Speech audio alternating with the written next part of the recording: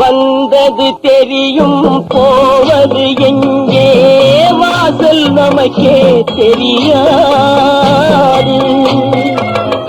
வந்தவரெல்லாம் தங்கிவிட்டால் இந்த மண்ணில் நமக்கே இடமேது.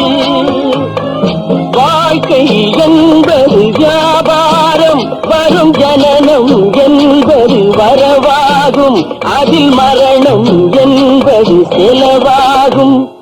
போனால் போகட்டும் போடா, போனால் போகட்டும் போடா, போனால் போகட்டும் போடா, போனால் போகட்டும் போடா.